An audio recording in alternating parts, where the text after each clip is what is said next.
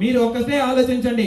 గ్రామాల్లోకి వెళ్తే ఈరోజు గ్రామ సచివాలయాలు కనపడుతున్నాయి, రైతు భరోసా కేంద్రాలు కనపడుతున్నాయి, హెల్త్ సెంటర్లు కనపడుతున్నాయి, మిల్క్ సెంటర్లు కనపడుతున్నాయి, డిజిటల్ లైబ్రరీలు కూడా కనపడుతున్నాయా లేదా, ఇదంతా అభివృద్ధి కాదా అని చెప్పేసి ఒక్కసారి ఆలోచించమని చెప్పి కోరుతున్నా. ఈ రోజు దాదాపు 10 నుంచి 12 రోడ్లు మన హయాంలో పూర్తి చేసామా లేదా అని చెప్పేసి ఒక్కసారి మీ అందరు కూడా ఆలోచించమని చెప్పి కోరుతున్నా.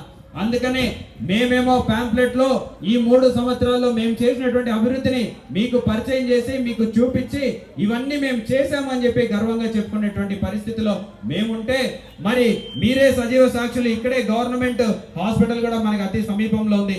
గవర్నమెంట్ హాస్పిటల్ రూపురేఖలు 2019కి మునుపు 2019 తర్వాత మారిందా లేదా అని చెప్పేసి మీరే చూసి చెప్పండి అని చెప్పేసి కూడా ఈరోజు తెలియజేసుకుంటున్నా.